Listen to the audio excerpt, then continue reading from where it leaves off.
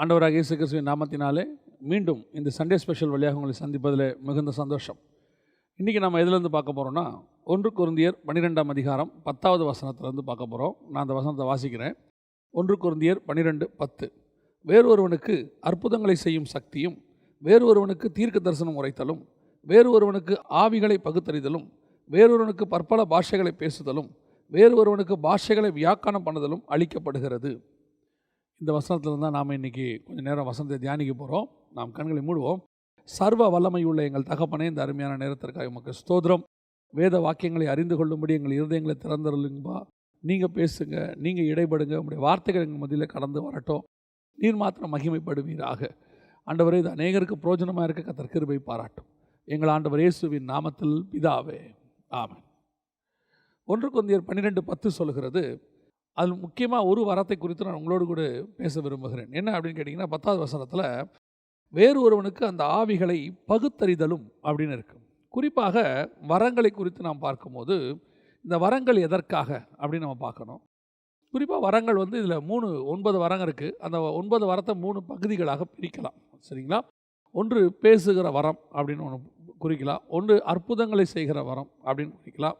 இன்னொன்று ஞானத்தை அறிவை உணர்த்துகிறதான வசன வரங்கள் அப்படின்னு நம்ம குறிக்க முடியும். அதில் தீர்க்க தரிசனம், வியாக்கானம் இதெல்லாம் தனியாக, அது 3 தனியாக வரும். இந்த மாதிரி 3 வகையாக நம்ம பிரிக்க முடியும். இதை பற்றி நம்ம நிறைய செய்திகளும் கொடுத்துருக்குறோம். குறிப்பாக நம்ம இன்றைக்கி எதை பற்றி பார்க்க போகிறோம்னா, இந்த கடைசி காலத்தில் தேவைப்படுகிற ஒரு வரம், அதுதான் ஆவிகளை பகுத்தறிதல். குறிப்பாக பவுல் சொல்லும்போது தீர்க்க தரிசன வரத்தை நாட சொல்கிறார். கண்டிப்பாக தேவை. ஏன்னா தீர்க்க தரிசனம் இல்லாத இடத்தில் சபை கெட்டு போகும், அது உண்மை. ஆனால் வரத்தில் மிக முக்கியமாக இப்போ தேவைப்படுகிற மிக முக்கியமான வரம் என்ன அப்படின்னு பார்த்தீங்கன்னா, இந்த ஆவிகளை பகுத்தறிதல் வரம் கண்டிப்பாக தேவைப்படுது. இன்றைக்கி நிறைய பேர் இடத்துல நம்ம கேட்குறது, நாங்கள் தெரியாதனமாக இந்த உபதேசத்தில் விழுந்துட்டோம், நாங்கள் இவரை தெரியாமல் இவரை ஊழியக்காரராக ஏற்றுக்கொண்டோம், தெரியாமல் அந்த சபைக்கு நாங்கள் போயிட்டோம், சரியாமல் இந்த தீர்க்க தரிசனத்தை நாங்கள் ஏற்றுக்கொண்டோம், கடைசியில் பார்த்தா அது கள்ள தீர்க்க தரிசனமாக இருக்குது, அந்த சபையில் எங்களுக்கு வசனம் கிடைக்கல, இப்போ நாங்கள் வீட்டுக்கு எங்களை ஏற்றுக்கொண்ட அந்த ஊழியக்காரரை பார்க்குறோம், அவர் கள்ள போதகராக இருக்கிறாரு. அது மாத்திரமல்ல, ஏமாந்தவர்கள் நிறையா இருக்கிறாங்க. இப்போ இவங்களுக்கு எல்லாருக்குமே ஒரே ஒரு பிரச்சனை தான் இருக்குது. என்ன பிரச்சனை இருக்குது? இவங்க யாருமே கெட்டவங்க கிடையாது.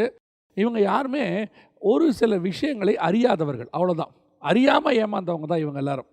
என்னத்தை அறியாமல் ஏமாந்தாங்க அப்படின்னா, வந்திருக்கிறவர் யார் அப்படின்னு தெரில, வருகிற உபதேசம் என்ன, சொல்லப்படுகிற தீர்க்க தரிசனம் என்ன, இதை பற்றியெல்லாம் அவங்களுக்கு புரிஞ்சிக்கக்கூடிய அளவுக்கு இல்லை. நம்ம வேணால் இதுக்கு ஒரு சால்ஜாப் சொல்லிக்கலாம். என்ன சொல்லிக்கலாம் அப்படின்னா, ஐயோ அவங்களே ஆவியில் வளரல, அவங்க சாதாரணமாக கிறிஸ்தவங்களாக இருக்கிறாங்க, சபைக்கு போயிட்டுருக்கிறாங்க, அவங்ககிட்ட நம்ம இதெல்லாம் எப்படி எதிர்பார்க்க முடியும்? இந்த மாதிரி ஊழியக்காரங்க தான் ஏமாத்துறாங்க. உண்மை, ஊழியக்காரர்கள் ஏமாற்றுகிறார்கள், அல்லது விசுவாசிகள் ஏமாற்றுகிறார்கள், சக ஆவிக்குரியவர்கள் ஏமாற்றுகிறார்கள். இதெல்லாம் ஒரு பக்கம் இருக்கட்டும், இது எல்லா காலத்திலும் இருக்குது. அதாவது நீங்கள் கமாலியல் சொல்லும் போது அப்போஸ்தலர் படிக்கிறார் சொல்கிறாரு, அந்த காலத்திலேயே ஒருவன் எழும்பி உபதேசத்தில் அநேகரை ஏமாற்றினான் என்று சொல்லப்படுகிறது. அது மட்டும் இல்லை, எபேசு சபைக்கும் சர்தை சபைக்கெல்லாம் சொல்லும் போது ஆவியானவர் சொல்கிற வசனம் என்ன ரொம்ப முக்கியமாக நீங்கள் கவனிச்சு பாருங்கள். அவங்க உபதேசத்தில் விழுந்து போனாங்க, நீ இந்த உபதேசத்தில் விழாமல் இருக்கிற அந்த உபதேச பிரச்சனை அந்த காலத்துலேருந்து இருக்குது. ஸோ இதெல்லாம் நம்ம புரிஞ்சு கொள்ளணும். இன்னொரு இடத்துல சொல்கிறார், அப்போஸ்தலர் என்று சொல்லியும் அப்போஸ்தலர் அல்லாதவர்களை சோதித்து கண்டறிந்ததை. அப்போது அப்போஸ்தலன் சொல்லிக்கிட்டு அப்போஸ்தலர் அல்லாதவங்க வந்திருக்கிறாங்க. இன்னொரு இடத்துல சொல்கிறார், யூதர் என்று சொல்லியும் யூதர் அல்லாத சாத்தானுடைய கூட்டம். ஸோ எல்லா காலத்திலும் இந்த மாதிரி ஆட்கள் இருக்கத்தான் செய்கிறாங்க, எல்லா காலத்திலும் இது நடக்க தான் செய்யுது. அப்படின்னா நாம் எப்படி இருக்கணும்? இதுதான் முக்கியம். பொதுவாகவே நான் நம்புகிறது என்னென்னா, ஏமாற்றுகிறவர்கள் இருக்கிற வரைக்கும் ஏமாற்றுகிறவர்கள் இருப்பார்கள். நீங்கள் ஏமாறாமல் நீங்கள் ரொம்ப கேர்ஃபுல்லாக ஆயிட்டீங்கன்னா ஏமாத்துறவன் இருக்க போகிறதே கிடையாது, அவ்வளோதான். நாம் ஏமாறுகிறவர்களாக இருக்கிறோமா? மாம்சத்தின்படி பல இடங்களில் நாம் ஏமாறத்தான் செய்கிறோம். மனுஷனை நம்புகிறோம், பல இடங்களில் அவங்க கொடுக்குற வாக்குறுதிகளை நம்புகிறோம், பல இடங்களில் நம்ம நினைக்கிற எதிர்காலத்தை பற்றின காரியங்களாக சொல்லும் போது, அப்போ இது நடந்தால் நல்லா இருக்குமேன்னு சொல்லிட்டு அதை நம்ம நம்புகிறோம். உண்மையிலேயே நாம் ஏமாறாமல் இருப்பதற்கு என்ன செய்யணும் அப்படின்னு கேட்டிங்கன்னா, இப்போ சபைகளுக்குள்ளே தேவைப்படுகிற மிக முக்கியமான வரம் எது அப்படின்னா, ஆவிகளை பகுத்தறிதல். இந்த ஆவிகளை பகுத்தறிதல் அப்படின்னா என்ன, இதை எப்படி நாம் பகுத்தறியறது அப்படின்னு சொல்லி நாம் இன்றைக்கி பார்க்க போகிறோம். இதான் இன்றைக்கி ஒரு வேத பாடம் மாதிரி தான் நாம் இன்றைக்கி பார்க்க போகிறோம். குறிப்பாக வெளிப்படுத்தின விசேஷம் 13ஆம் அதிகாரம் 11வது வசனத்தில் ஒரு சம்பவம் இருக்குது. அங்கே என்ன சொல்லப்படுகிறது? பின்பு வேறொரு மிருகம் பூமியிலிருந்து எழும்பி வர கண்டேன். அது ஒரு ஆட்டுக்குட்டிக்கு ஒப்பாக 2 கொம்புகளை உடையதாக இருந்தது, வலு சர்ப்பத்தை போல பேசினது அப்படின்னு இருக்கு. இந்த சம்பவத்துக்கு பின்னாடி இருக்கிற ஆவிக்குரிய அர்த்தம் வேறு. நம்ம இதை பற்றி நிறைய இடத்துல எடுத்துருக்குறோம். ஆனால் உண்மையிலேயே இதில் இருக்கிற இன்னொரு சத்தியம் என்ன அப்படின்னு பார்த்தீங்கன்னா, அது பார்க்குறதுக்கு எப்படி இருக்குது அப்படின்னு கேட்டிங்கன்னு சொன்னால், ஆட்டுக்குட்டியை போல இருக்கிறது. 2 கொம்புகளை உடையதாக இருந்தது, ஆட்டுக்குட்டியை போல இருக்கிறது. ஆனால் வசனம் சொல்லுது அது சர்ப்பத்தை போல பேசினது. அப்படின்னா என்ன அர்த்தம்? பார்க்குறதுக்கு ஆட்டுக்குட்டி, ஆனால் உள்ளே இருக்கிற ஆள் யாருன்னா சர்ப்பம். இப்போ நீங்கள் வந்து நின்று பேசினா மட்டும்தான், அது சத்தத்தை மட்டும் வச்சு தான் நீங்கள் கண்டுபிடிக்க முடியும், அது சர்ப்பம்னு கண்டுபிடிக்க முடியும். ஆனால் நீங்கள் வெறும் பார்க்குறவங்களா இருந்தீங்கன்னா அது வெறும் ஆட்டுக்குட்டி மாதிரி தான் இருக்கும். உதாரணத்துக்கு நிறைய ஊழியர்கள் இருக்கிறார்கள், நிறைய ஆவிக்குரியவர்கள் இருக்கிறார்கள், நிறைய கிறிஸ்தவ வியாபாரிகள் இருக்கிறார்கள். நான் சொல்கிறது உலக பிரகாரமாகவே கிறிஸ்தவ வியாபாரிகள், நான் ஊழியர்களில் இருக்கிற வியாபாரிகளை சொல்லவில்லை, உலக பிரகாரமாகவே கிறிஸ்தவ வியாபாரிகள் நிறைய வியாபாரம் பண்ணுறவங்க இருக்கிறாங்க. ஆனால் இவங்க எல்லாம் பேசும்போது பார்த்தீங்கன்னா கிறிஸ்தவத்தை போல பேசுவாங்க. கிறிஸ்தவத்தினுடைய வசனத்தை வச்சுக்கிட்டு உங்கள்கிட்ட நுழையும் போதே பிரைஸ் த லார்ட், ஹல்லேலூயா அப்படிம்பாங்க. நம்ம அந்த பிரைஸ் த லார்டுன்னு சொன்ன உடனேயே நம்ம 50% அவங்கள நம்ப தொடங்கிடுவோம். ஏன்னு சொன்னால் அவங்க பிரைஸ் த லார்ட் சொல்கிறாங்க, நம்ம ஆவிக்குரியவங்க அல்லேலூயா சொல்கிறாங்க. அப்பயே நம்ம இருதயம் அவங்க பக்கம் திரும்ப தொடங்கிடும். ஆனால் அதுக்கு அப்புறம் அவங்க பேசுகிற வார்த்தைகளை நிதானிக்க தவறிவிடுவோம். அதுதான் இங்கே மிக முக்கியமான ஒரு பிரச்சனை. இவங்க வந்து நிற்கிறவங்க யார் நிற்கிறா அப்படின்னு கேட்டால் உண்மையிலேயே சர்ப்பம். இவங்க யார்? இவங்க வந்து பட்சிக்கிறவங்க, இவங்க வந்துட்டு ரொம்ப ஆபத்தானவங்க. ஆனால் வெளியே பார்க்குறதுக்கு கிறிஸ்தவத்தை போல, கிறிஸ்தவர்களை போல இருப்பாங்க. இவங்களுடைய சத்தத்தை வச்சு நிதானிக்க தெரியணும். அந்த நிதானிக்க தெரிகிறதுக்கு தான் உங்களுக்கு எது தேவைன்னா, பரிசுத்த ஆவியானவருடைய வரமாகிய ஆவிகளை பகுத்தறிதல் அப்படிங்கிற வரம் வேணும். இந்த வரம் உங்களுக்குள்ளே இருந்தால் மட்டும்தான் வந்து நிற்கிறது சர்ப்பமா, வந்து நிற்கிறது ஆட்டுக்குட்டியா அப்படின்னு உங்களுக்கு தெரியும். இல்லைன்னா நீங்கள் அதை ஆட்டுக்குட்டினே நினச்சிட்டு இருப்பீங்க. எத்தனை பேர் கிறிஸ்தவர்களிடத்தில் ஏமாந்தவர்கள் இருக்கிறார்கள்? அதான் ரொம்ப முக்கியம். கிறிஸ்தவர்கள்னு பேர் சொல்லிக்கிட்டு எத்தனை வியாபாரிகள் நம்மளை ஏமாற்றி இருக்கிறாங்க. கிறிஸ்தவர்கள்னு சொல்லி உங்களை எத்தனை விசுவாசிகள் கூட ஏமாற்றி இருக்கிறாங்க. நம்ம என்ன சொல்கிறோம்? ஏமாந்த பிறகு நான் அவங்கள ரொம்ப நம்பினேங்க. உண்மைதான், நல்லா கவனிச்சுக்கொள்ளுங்க. ஏமாற்றுகிறவர்கள் வெறும் கிறிஸ்தவத்துக்குள்ளே மட்டும் இல்லை, வெளியேவும் இருக்காங்க. அவங்க வெளியே எக்கச்சக்கமாக இருக்கிறாங்க. ஆனால் நாம் அவங்கக்கிட்ட ஏமாற மாட்டோம். நம்ம அவங்கள பார்த்த உடனே கொஞ்சம் ஜாக்கிரதை ஆயிடுவோம். அதே நேரத்தில் கிறிஸ்தவங்கன்னு சொல்லும் போது அந்த ஜாக்கிரதை தன்மை நமக்கு கொஞ்சம் குறையும். ஏன் குறையும்? பிரைஸ் தி லார்ட் சொல்கிறாங்க, அவங்க வந்துட்டு நம்ம ஆளில் ஒருத்தர் அப்படின்னு உங்களுக்கு ஒரு நினைப்பு வந்துடும். அப்படி வந்து நின்ன உடனே நம்ம அவங்கள ஆட்டுக்குட்டியாக நினைக்க ஆரம்பிச்சிடுறோம். ஆனால் உங்களுக்குள் வந்து நிற்கிறவன் ஆட்டுக்குட்டியா சர்ப்பமா அப்படின்னு கண்டுபிடிக்கிற ஆவிகளை பகுத்தறிகிற அந்த வரம் இருந்தால் வந்து நிற்கிறது ஆட்டுக்குட்டியா அல்லது சர்ப்பமான்னு கண்டுபிடிச்சிடலாம். பாருங்கள், யூதாஸ் வந்து நிற்கிறார். யூதாஸ் வந்து நிற்கும் போது எல்லாரும் யூதாஸை ஆட்டுக்குட்டியாக தான் பார்க்குறாங்க. அத்தனை பேரும் நிற்கிறாங்க, பந்தியில் உட்காந்துருக்கிறாரு, எல்லாரும் அவரை ஆட்டுக்குட்டியாக தான் பார்க்குறாங்க. ஆனால் இயேசு கிறிஸ்து மட்டும்தான் அவனை சர்ப்பமாக பார்க்குறாரு. ஏன்னா அவனுக்குள்ளே இருக்கிறது அவருக்கு தெரிகிறது. அவர் சொல்கிறாரு, நீ போய் செய்கிறதை துரிதமாய் செய். அப்போ கூட இவங்க என்ன நினச்சிக்கிட்டாங்களா? வசனம் சொல்லுது, அவர் ஏதோ பண்டிகைக்கு ஆயத்தம் பண்ண சொல்லுகிறார் என்றோ அல்லது ஏழைகளுக்கு உதவி செய்ய சொல்லுகிறார் என்றோ இவர்கள் நினைத்து கொண்டார்கள்னு வசனம் சொல்லுது. ஆனால் அவன் தான் காட்டி கொடுக்கிறவன். அதுதான் ரொம்ப முக்கியம். அவன் காட்டி கொடுத்த பிறகு தான் இவங்களுக்கெல்லாம் தெரியுது இவன் தான் சர்ப்பம் அப்படின்னு. நமக்கு ஒரு விஷயம் நடந்த பிறகு எல்லாருக்கும் தெரியும் போது நமக்கு தெரியும், அது பெரிய விஷயம் இல்லை. ஆனால் வந்து உட்காரும் போதே அவன் யார்? அவன் உட்கார்ந்துருக்கிறவன் ஒரு சர்ப்பம். அதே நாத்தான்வேல் வரும்போது கபடமற்ற உத்தம இஸ்ரவேலன். அப்போ நமக்கு தெரியுது வந்து நிற்கும் போதே யார் கபடமற்ற உத்தம இஸ்ரவேலனா, காட்டி கொடுக்கக்கூடிய வலு சர்ப்பமா. இதுக்குத்தான் அந்த ஆவிகளை பகுத்தறிகிறது நமக்கு வேணும். இந்த ஆவிகளை பகுத்தறிகிற வரம் உங்களுக்கு இருந்தால் முதலாவது நீங்கள் ஏமாற்றப்படாமல் இருப்பீர்கள். நீங்கள் இயேசு கிறிஸ்துவை கொஞ்சம் இப்போ நம்ம வந்து அவரை கடவுளை தான் பார்க்குறோம், எந்த மாற்று கருத்தும் இல்லை. நமக்கு அவர் தான் தேவன், பிரச்சனை இல்லை. நீங்கள் ஒரு உலக பிரகாரமாக சாதாரணமாக இதை ஒரு சம்பவமாக பாருங்கள். இது ஒரு ஆர்கனைசேஷன் வச்சுக்கோங்க. இப்போ இயேசு கிறிஸ்து ஒரு 12 பேரை வேலைக்கு வச்சுருக்கிறார். நான் ஸ்பிரிச்சுவாலிட்டியை கொஞ்சம், இது ஒரு கற்பனை, ஸ்பிரிச்சுவாலிட்டியை கொஞ்சம் ஓரமாக வச்சுருங்க. இப்போ அவர் 12 பேரை வேலைக்கு வச்சுருக்கிறார். வேலைக்கு வச்சுருக்கும் போது இந்த 12 பேரில் ஒருத்த மோசமானவன். அந்த மோசமானவனை இந்த 12 பேரோடைய தான் அவர் உட்கார வச்சிருக்கிறார். எல்லார மாதிரி தான் அவர் இருக்கிறான். ஆனால் இந்த 12 பேரில் அந்த ஒருத்த மோசமாக இருந்ததுனால லிட்ரலாக பாருங்கள், நான் சொல்கிறது சாதாரணமாக இயேசு கிறிஸ்துவை ஒரு ஓனராக, ஒரு ஆர்கனைசேஷனுடைய ஓனராக கீழே வேலை செய்கிற 12 பேராக பாருங்கள். அப்படி சொல்கிறேன்.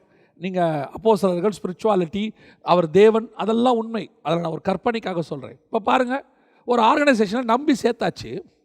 11 பேர் நல்லவன் வேலை செய்கிறான், ஒரே ஒருத்த சர்ப்பமாக இருக்கிறான். அந்த ஒருத்த என்ன பண்ணிட்டான் தெரியுமா? ஒரு ஆர்கனைசேஷனையே செதறி போக பண்ணிட்டான். க்ளோஸ் ஆயிடுச்சு. அந்த இடத்துல ஆர்கனைசேஷன் க்ளோஸ். அது மட்டும் இல்லை, அவன் அந்த ஓனரையே சாவடிச்சிட்டான் பாருங்க. ஓனரையே காட்டி கொடுத்துட்டான். ஓனரும் சிலுவையில் அறையப்பட்டார், ஓனர் செத்துட்டார். இப்போ நான் உலக பிரகாரமாக சொல்கிறேன். நம்முடைய தேவனுக்கு நமக்கு தெரியும், அவருக்கு இதை அவன் பண்ண போகிறான்னு தெரியும். எல்லாம் கரெக்டாக தான் அவர் பார்த்து அவரே தான் சொல்லி அனுப்புகிறார். நான் இப்போ அந்த வரல, இன்னொரு ஆங்கிளில் இப்போ நம்மளாக இருக்கிறோம். நம்ம இப்படித்தான் நிறைய பேரை நம்பி இருக்கிறோம். நிறைய பேரை நம்பி சர்பத்தை உள்ளே விட்டுட்டோம். உள்ளே வந்தது நிறைய பேருடைய குடும்பத்தையே காலி பண்ணிருச்சு. உள்ளே வந்தது நிறைய பேருடைய வியாபாரத்தை காலி பண்ணிருச்சு. உள்ளே வந்தது நிறைய பேரை சாகடிக்கவே செஞ்சிருச்சு.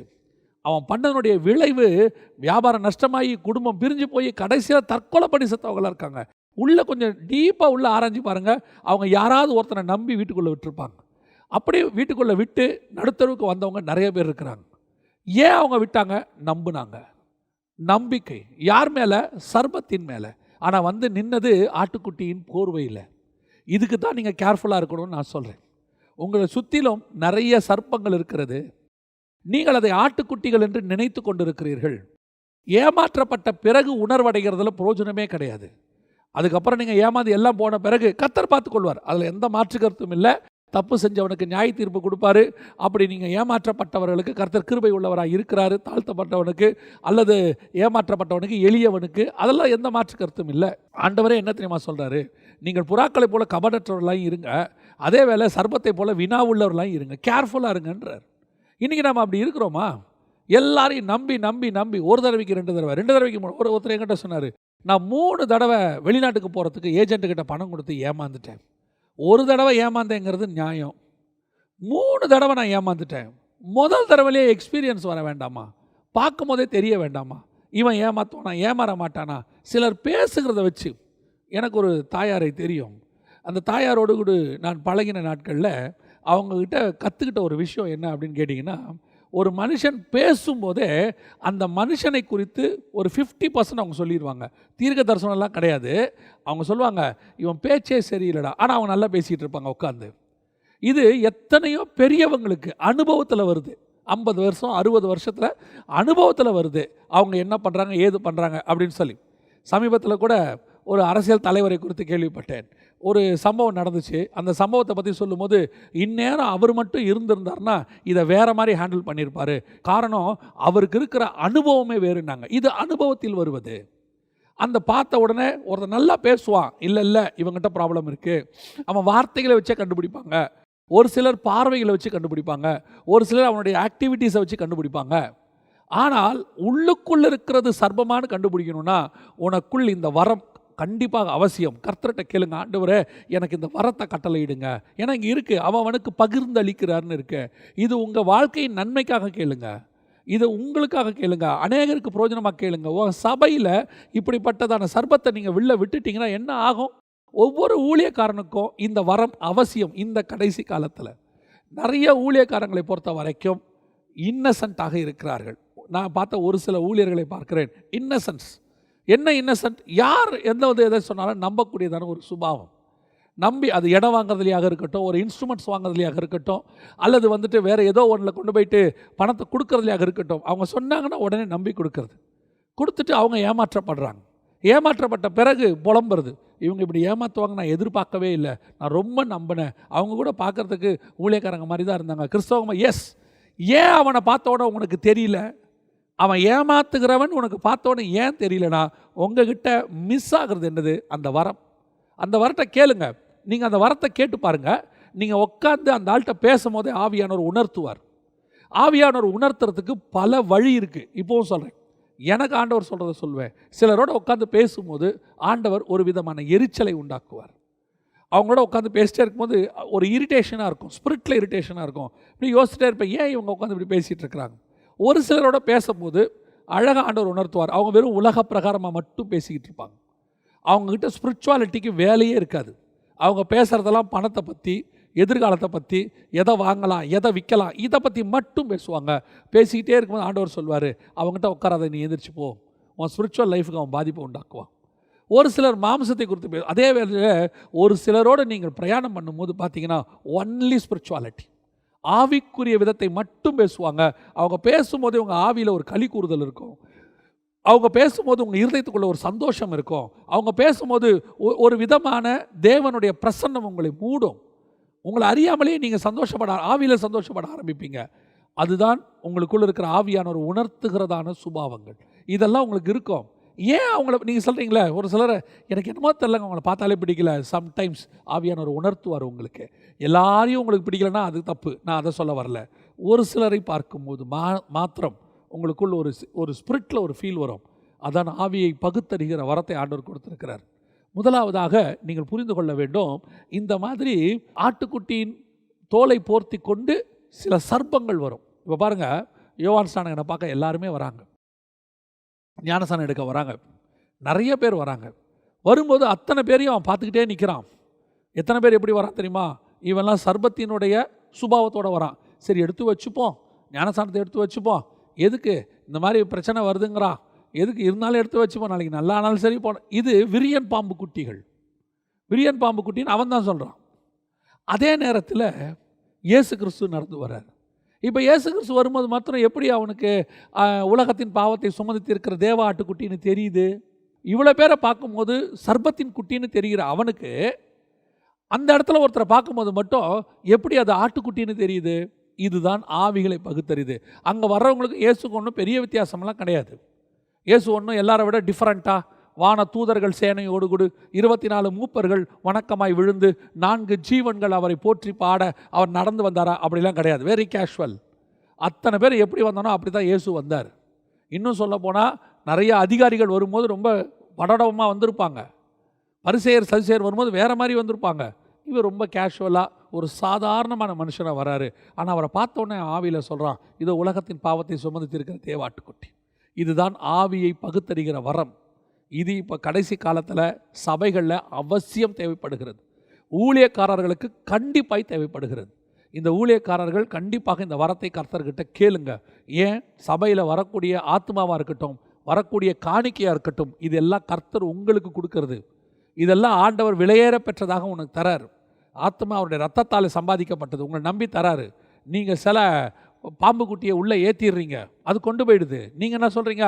அவன் எடுத்துகிட்டு போயிட்டான், அவன் நம்பி விட்ட. ஏன் விட்டீங்க? உங்களுக்கு தெரியணும் வந்திருக்கிறது பாம்பு குட்டின்னு சொல்லி.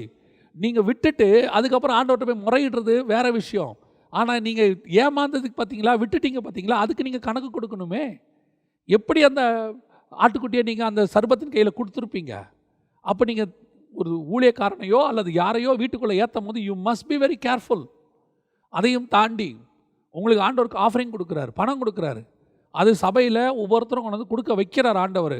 விசுவாசிகள் அல்ல, விசுவாசிகளை ஏவி கொடுக்க வைக்கிறது பரலோகம். அப்படி பரலோகம் உங்களுக்கு கொடுக்குற பணத்தை அசால்ட்டாக நீங்கள் செலவு செய்யுங்க, நீங்கள் சாப்பிடுங்க, உங்கள் பிள்ளைகளுக்கு வாங்கி கொடுங்க. அதுக்கு தான் ஆண்டவர் கொடுக்குறாரு, வேறு எதுக்கும் கொடுக்கவே இல்லை. ஊழியத்துக்கு செலவு பண்ணுங்க இல்லைன்னு சொல்லலை. ஏமாறுவதற்கு கர்த்தர் கொடுக்கவே இல்லை. உங்களுக்கு கர்த்தர் கொடுக்குற காணிக்கையை நீங்கள் ஏமாறுவீர்களானால் நீங்கள் தான் அதற்கு பொறுப்பாளி. ஏன்? உனக்குள்ள அந்த வரம் இருக்கணும். ஆண்டவர் உனக்கு கஷ்டப்பட்டு அந்த பணத்தை கொடுத்துருக்கிறாரு. யாரையோ ஒருத்தனை ஏவி தான் கொண்டு அந்த பணத்தை கொடுத்துருக்கிறாரு. செலவு பண்ணுறதுக்கு முன்னாடி உங்ககிட்ட செலவு பண்ணுங்கள், திருப்பியும் சொல்கிறேன். ஆனால் யாருக்காவது இந்த மாதிரி ஒருத்தங்கிட்ட பணத்தை கொடுக்கும்போது, நான் இன்ஸ்ட்ருமெண்ட் வாங்க கொடுக்குறேன், இடம் வாங்க கொடுக்குறேன், சர்ச்சுக்கு தான் இடம் வாங்க கொடுக்குறோம், கொடுக்கும்போது ரொம்ப கேர்ஃபுல்லாக கொடுக்கணும். ஜெபம் பண்ணணும், இந்த ஆள்கிட்ட கொடுக்கலாமா, இந்த இடத்த வாங்கலாமா. அந்த இடத்த நீங்கள் வாங்குறதுக்கு முன்னாடி ஜெபம் பண்ணணும். அது பார்த்தா அப்புறம் பத்திரம் இல்லாத இடமாக இருக்கும். அப்புறம் இன்வெஸ்ட் பண்ண பிறகு அதுக்கு வேற ஒருத்தர் வருவான். அப்புறம் நீங்கள் என்ன சொல்லுவீங்க? நம்பி வாங்கினங்க, அவங்க ஏமாற்றிட்டாங்க. ஏன்? உனக்குள்ள ஆவியை பக்கத்துலிக்கிற வரம் இல்லை. ஒரு பணத்தை இன்வெஸ்ட் பண்ணுறதுக்கு முன்னாடி யோசிக்கணும். ஏன்னா அதுவும் கஷ்டப்பட்டு தான் வருது. ஆத்மாவும் முக்கியம், உங்ககிட்ட கர்த்தர் கொடுத்துருக்கிற குடும்பம் முக்கியம், உங்ககிட்ட கொடுத்துருக்கிற பணம் முக்கியம். இது எல்லாத்தையும் பத்திரமாக கொண்டு போய் கணக்கு ஒப்புவிக்க வேண்டிய பொறுப்பு உங்ககிட்ட இருக்குது. நாம் ரொம்ப கேர்ஃபுல்லாக ஹேண்டில் பண்ணணும். இன்றைக்கி நம்மளை சுற்றிலும் நிறைய சர்பத்தின் குட்டிகள், விரியன் பாம்பு குட்டிகள் அலைஞ்சிக்கிட்டு இருக்குது. 1-2 தான் ஆட்டுக்குட்டி இருக்குது. அந்த 1-2 ஆட்டுக்குட்டியோடு கூட ஐக்கியத்தை வச்சுக்கிட்டு இந்த சர்பத்தின் குட்டியெல்லாம் அப்பாலே போ சாத்தானேன்னு சொல்கிறதுக்கு நீங்கள் முதல்ல அதை எது பாம்பு குட்டி எது ஆட்டுக்குட்டின்னு தெரியவர்களாக இருக்கணும். இது முதலாவதாக ஆவியை பகுத்தறியதுனால உங்களுக்கு கிடைக்கக்கூடிய பெனிஃபிட் ஊழியக்காரர்களுக்கு பர்டிகுலராக. ரெண்டாவது இன்னொரு சம்பவம் இருக்குது, வாசிக்கிறேன்.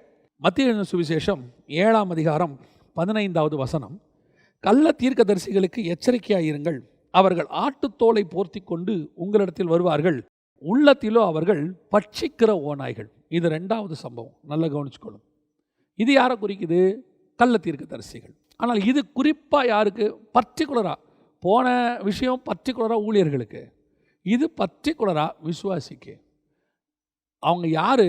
கள்ள தீர்க்கதரிசிகள். ஆனால் எப்படி இருப்பாங்க? அவங்க பார்க்கறதுக்கு ஆட்டுத்தோலை போர்த்தி கொண்டு வருவான். ஆட்டுத்தோல்னா என்ன? கிறிஸ்தவத்தை மேலே போர்த்திக்கிட்டு வருவான். ஊழியக்காரன் போர்வையில் வருவான். வந்து உனக்கு வந்துட்டு எதுக்காக வரான் அப்படின்னு கேட்டிங்கன்னா, அவன் உள்ளத்திலோ பட்சிக்கிற ஓநாய். பட்சிக்கிற ஓநாய்னா என்ன? ரத்தம் குடிக்கிறவன், உங்ககிட்ட இருக்கிறதெல்லாம் எடுக்க வரவன், உன்னை சாகடிக்க வரான், உன் ஆவிக்குரிய வாழ்க்கை செத்து போக வரான். இன்றைக்கி நிறைய விசுவாசிகள், குறிப்பாக நான் இப்படி சொல்கிறேன்னு தப்பாக எடுத்துக்கொள்ளாதீங்க, குறிப்பாக சபைக்கு தெரியாமல் ஊழியர்களை வீட்டில் ஏற்றுறவங்க, இவங்களை வந்து விசிட்டிங் பாஸ்டர்ஸ் நம்ம சொல்லலாம். வெளிநாட்டில் அப்படி ஒரு டேர்ம்ஸ் உண்டு, விசிட்டிங் பாஸ்டர்ஸ். இவங்க யாருன்னு பார்த்தீங்கன்னு சொன்னால், ஊழியர்களுக்கே தெரியாமல் வீட்டுக்கு போவாங்க, ஒவ்வொரு வீடாக போவாங்க. போய் அந்தந்த வீட்டில் போய் எதையாவது பட்சிக்கிறவங்க இவங்களை நம்புகிற ஒரு கூட்டம் இருக்குது. இவங்க என்ன பண்ணுவாங்கன்னு கேட்டிங்கன்னா, 10 விஷயத்தை வரிசையாக சொல்லுவாங்க. 10 விஷயத்தை வரிசையாக சொல்லுவாங்க. இப்படி சொல்ல சொல்ல சொல்ல சொல்ல அந்த 10ல் 1-2 நடக்கும். நடக்க ஆரம்பிக்கும் பாருங்கள். அதுக்கப்புறம் இவங்க அவங்கள முழுமையாக நம்ப தொடங்கிடுவாங்க. அதுக்கப்புறம் இவங்க சொல்கிறது எல்லாமே அவங்களுக்கு வேத வாக்காக மாறிடும். சபையில் சொல்கிறது கூட இவங்களுக்கு எடுபடாது. சபையில் ஊழியக்காரன் போதிக்கிறத கூட இவங்க அக்செப்ட் பண்ணிக்க மாட்டாங்க.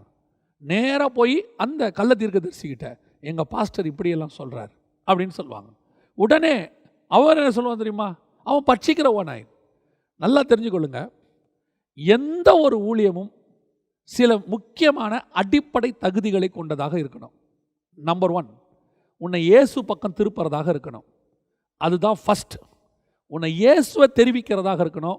இயேசு பக்கம் உன்னை திருப்பணும். இது நம்பர் 1. நம்பர் 2, எந்த ஒரு சரியான ஊழியமும் ரட்சிக்கப்படுகிறவர்களை சபைக்கு நேராக திருப்பணும். சபைக்கு நேராக திருப்பாமல் தனக்கு நேராக திருப்பிக்கிட்டு, தன் ஊழியத்துக்கு நேராக திருப்பிக்கிட்டு, உன்னை வச்சு யூஸ் பண்ண நினைக்கிற எந்த ஊழியமும் தேவனிடத்திலிருந்து வந்தது கிடையாது. சில ஊழியர்கள், நான் நேரடியாகவே சொல்லுவேன், சில ஊழியர்கள் உங்களை சபை பக்கம் திருப்பறதே கிடையாது. அவர்கள் உங்களை தக்க வைத்துக் கொள்ளுகிறார்கள். ரட்சிக்கப்படுகிறவர்களை கர்த்தர் அனுதினமும் சபையிலே சேர்த்தார். நீங்கள் பாருங்கள், ஒரு எவாஞ்சலிஸ்டாக இருக்கிறான் பிலிப்பு. பிலிப்பினுடைய சுபாவம் ஒரு எவாஞ்சலிஸ்டினுடைய சுபாவம். அவனுடைய வேலை என்ன? வரான், அவன் போதிக்கிறான், அந்த காந்தாக மந்திரிக்கு வேலையை முடிக்கிறான். முடித்தவொடனே அடுத்து அவன் செய்கிற வேலை என்ன தெரியுமா? நேரடியாக அந்த காந்தக மந்திரிக்கும் அவனுக்கும் நடுவில் தொடர்பு விட்டு போகுது. காணாமல் போயிட்டான். அதனுடைய அர்த்தம் என்ன? இதுக்கப்புறம் அவன் சபைக்கு போயிடணும், சபையில் கொண்டு போய் சேர்த்துடணும். இன்றைக்கி நம்ம என்ன செய்கிறோம்? சபையில் கொண்டு போய் ஆத்மாவை சேர்க்கறதே கிடையாது. முதல்ல நல்லா புரிஞ்சுக்கொள்ளுங்க, பழைய ஏற்பாட்டில் சபை செட்டப் உடைக்கப்பட்டது. அதாவது ஆசாரிப்பு கூடாரத்துக்கு வருஷத்துக்கு இத்தனை தடவை வரணும்னு இருக்குது. இது கொஞ்சம் கொஞ்சமாக மாறிச்சு. ஓய்வு நாள் தோறும் கூடி வரணும்னு இருக்குது. அது கொஞ்சம் கொஞ்சமாக போச்சு. இப்போ ஆண்டவர் புதிய ஏற்பாட்டில் சபை செட்டப்பை உருவாக்கியிருக்கிறார், மனவாட்டி சட்டம். சபைதான் பரலோகத்திற்கு எடுத்துக்கொள்ளப்படும். சபையின் பக்தி விருத்திக்கு ஏதுவாகத்தான் 5 வகையான ஊழியம். நல்லா கவனிச்சு பாருங்கள். பவுலாக இருக்கட்டும், அல்லது பர்னபாவாக இருக்கட்டும், பேதுருவாக இருக்கட்டும், யோவானாக இருக்கட்டும், அவர்கள் சபையை உருவாக்கி சபைக்குத்தான் போய் பிரசங்கம் பண்ணினார், சபைக்குத்தான் வாழ்த்து தெரிவிக்கிறார்கள். எழுதப்பட்ட எல்லா நிருபங்களும் சபைக்கு எழுதப்பட்டது. ஆவியானவர் சபைக்குத்தான் வெளிப்படுத்தின விசேஷத்தை எழுதினார். இன்றைக்கி சபை செட்டப்பை உடைக்கிற எந்த ஊழியமும் தேவனிடத்திலிருந்து வந்தது கிடையாது. சபையினுடைய செட்டப்பை உடைக்கிறது. இந்த ஆட்டுத்தோல் போர்த்திய ஓநாய் இருக்குதே, இதோடைய ஒரு பயங்கரமான ஸ்பெஷாலிட்டி என்ன தெரியுமா? உங்களை சபையை விட்டு பிரிக்கும். சபையை விட்டு பிரிக்கிற எந்த ஊழியமும் தேவனிடத்திலிருந்து வந்ததே கிடையாது. அது பார்க்கறதுக்கு ஸ்பிரிச்சுவலாக இருக்கும். அல்லேலூயா, பிரைஸ் தி லார்ட். ப்ராஃபஸி கூட சொல்லும். ஏன்னா அதுக்கு பேரே கள்ள தீர்க்கதரிசி. அது சொல்கிறதுல 10ல் 2 நடக்கும், 8 நடக்கும். ஏங்க 10ல் 8 நடந்தால் அவர் தீர்க்கதரிசி கிடையாது. 10ல் 10 நடக்கணும், அவர் தான் தீர்க்கதரிசி. இன்றைக்கி நீங்கள் அங்கே தான் மிஸ்டேக் பண்ணுறீங்க. குறி சொல்லுகிறவர்களுக்கும் தீர்க்கதரிசிகளுக்கும் என்ன வித்தியாசம்? குறி சொல்லுகிறவன் 10 சொல்லுவான், 2 நடக்கும், 3 நடக்கும், 4 நடக்கும், 9 நடக்கும். ஆனால் 1 நடக்காது. நடக்கவில்லை என்றால் அது கர்த்தரிடத்திலிருந்து வந்தது அல்ல. ஆனால் தீர்க்கதரிசி என்றால் கர்த்தரிடத்தில் வந்தவன் என்று சொன்னால், கர்த்தர் சொன்ன வார்த்தையாகிலும் வார்த்தையின் உறுப்பாகிலும் உறுப்பின் ஒரு எழுத்தாகிலும் ஒழிந்து போகாது. இன்றைக்கி கடைசி காலத்தில் இந்த மாதிரி ஆட்டுத்தோல் போர்த்திய ஓநாய்கள் உங்களை பட்சிக்க வருகிறார். இவங்க பண்ணுற முதல் வேலையே என்ன பண்ணுவாங்கன்னா, உங்களை சபையை விட்டு பிரிப்பாங்க. தங்கள் தக்க வைத்துக் கொள்வார்கள், தாங்கள் அவர்கள் தொடர்பிலே வைத்துக் கொள்வார்கள்.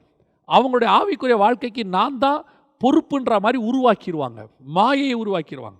உங்களுக்கும் ஒரு ஸ்பெஷல் கேர் எடுக்கிற ஆள் வந்தார்னு நீங்கள் நினச்சிப்பீங்க. நீங்கள் அப்படி தான் நினச்சிப்பீங்க. நமக்கு எதாக இருந்தாலும் இவர் இருக்கிறார், இவருக்கு ஃபோன் பண்ணலாம், இவர் நமக்கு நல்ல நகவடிங்க. ஒரு ஆலோசனைக்கு ஒரு ஊழியக்காரனை கேட்கறது தவறே கிடையாது. அதே வேளையில் அந்த சபையை தவிர்த்து உனக்கு கொடுக்கப்பட்ட மேய்ப்பனை விடுத்து நீ ஒரு டிபெண்டபிளாக ஒரு ஆர்கனைசேஷனையோ அல்லது ஒரு சுவிசேஷகரையோ அல்லது ஒரு தீர்க்கதரிசியோ நீ பிடித்து கொள்ளுகிறாய் என்றால் உன்னுடைய ஆவிக்குரிய வாழ்க்கை தப்பாக போயிட்டுருக்குன்னு அர்த்தம். சபை கூடி வருவதில் தான் கர்த்தர் சொல்லியிருக்கு. நீங்கள் சபைக்கு போங்க, அங்கே உங்களுக்கு தேவையான தீர்க்கதரிசி சொல்லப்படும். சில நேரத்தில் சில ஆலோசனைகள் உங்களுக்கு தேவையா? ஒரு சிலர் உங்களுக்கு தெரிஞ்ச ஊழியங்க இருக்காங்க, கேட்டுக்கோங்க. அதில் எந்த தப்பும் கிடையாது. அது இயல்பு. நம்ம இப்படி ஒரு இருக்குது, எனக்கு சொல்லிக் கொடுங்க, ஓகே ரைட், ஒரு டவுட் இருக்குது, அது வேறு. இன்றைக்கி இப்படிப்பட்ட கள்ள தீர்க்கதரிசிகள், பட்சிக்கிற ஓநாய்கள், இவங்க உங்களை முதல்ல பிரிச்சுருவாங்க. ரெண்டாவது, இவங்க தேவனை விட்டு உங்களை பிரிப்பாங்க. ஆனால் உங்களுக்கு அது தெரியாது நீங்கள் தேவனை விட்டு பிரித்தாங்கன்னு. எப்படி சொல்கிறீங்க? சபையை விட்டு பிரிக்கும் போது சபையை விட இவங்க முக்கியன்ற மாதிரி உங்களை காட்டுவாங்க. நீங்கள் அதனால தான் சபையை விட இவங்களுக்கு இம்பார்ட்டன்ஸ் கொடுக்க தொடங்குவீங்க. அதுக்கு 2-3 தீர்க்க தரிசனம் உதவும். அடுத்து என்ன செய்வாங்க தெரியுமா? பைபிள் வார்த்தையை விட அவங்க வார்த்தைக்கு உங்களை இம்பார்ட்டன்ஸ் கொடுக்க வைப்பாங்க. நீங்கள் வேதத்தின் பக்கமே திருப்புறதை விட அவங்க சொல்லுவாங்க, நான் சொல்கிறேன் இன்றைக்கி இது நடக்கும், இப்படி செய்யும், இப்படி பண்ணும், அதில் சிலது நடக்கவும் செய்யும். இதுதான் தேவனை விட்டு திருப்புதல். வேத வசனத்தை விட்டு ஜபத்தை விட்டு அவங்க பக்கம் திருப்புவாங்க. அவங்க ஜபத்துக்கு அவங்க கூப்பிடுவாங்க. நான் சொல்கிறேன் செய்யுங்க, நான் பண்ணுறேன், நான் சொல்கிறேன் உங்களுக்கு இது செய்யுங்க, கரெக்டாக நடக்குமா நடக்காதா பாருங்கள். இல்லை, உங்களை தேவன் பக்கம் திருப்புறவன் தான் ஊழியக்காரன், தன் பக்கம் திருப்புறவன் ஊழியக்காரன் அல்ல. இங்கே தேவனுக்கு தான் வர்ஷிப், இங்கே ஊழியக்காரனுக்கு வர்ஷிப் கிடையாது, ஹீரோ வர்ஷிப் கிடையாது. அப்படி யார் சபையை விட்டு வெளியே திருப்பி தேவனை விட்டு தன் பக்கம் திருப்பி தான் இம்பார்ட்டன்ஸாக தன்னுக்கு இம்பார்ட்டன்ஸ் கொடுக்க வைக்கிறானோ அவன்தான் அந்த கள்ள தீர்க்கதரிசி, அவன்தான் அந்த ஓநாய். கடைசி காலத்தில் நமக்கு சின்ன வயசுலேயே ஸ்கூலில் ஒரு பாடம் சொல்லி கொடுத்துருப்பாங்க, உங்களுக்கு ஞாபகம் இருக்கும்னு நினைக்கிறேன். எல்லா மாடும் ஒன்றா மேய்ஞ்சிக்கிட்டு இருக்கோம். அதில் ஒரு சிங்கம் எல்லா மாடும் ஒன்றா இருக்கும்போது ஜெயிக்க முடியாதுன்னு தெரியும். அந்த சிங்கம் பண்ணுற ஃபஸ்ட்டு வேலை என்ன தெரியுமா? 4 மாடையும் பிரிக்கும், தனித்தனியாக பிரிச்சிடும். அதுக்கப்புறம் ஒவ்வொரு மாடாக அடிக்கும். இவ்வளோ தான். இந்த கதை தான் இந்த பட்சிக்கிற ஓநாய். இது என்ன பண்ணும் தெரியுமா? நேராக வரும்போது இங்கே ஆட்டு மந்தை 100 இருக்குது, 100க்குள்ளே போனால் 100 ஆடும் சேர்ந்து ஓநாயை க்ளோஸ் பண்ணிடும். அதனால் ஓனாய் என்ன பண்ண தெரியுமா? ஒரு ஆடை அப்படியே தனியாக கூட்டிகிட்டு வரும். கூட்டிகிட்டு வரதுக்கு அது பண்ணுற வேலை என்ன தெரியுமா? ஆட்டுத்தொல்லை போர்த்திக்கும், அப்படியே வரும். சில ஆடுகளை மேய்த்தவர்களுக்கு தெரியும், மேய்ப்பவர்களுக்கு தெரியும். செம்மறி ஆடு பார்த்திங்கன்னு சொன்னால் கும்பலாக மேயும், வெள்ளாடு பார்த்திங்கன்னா தனியாக மேயும்.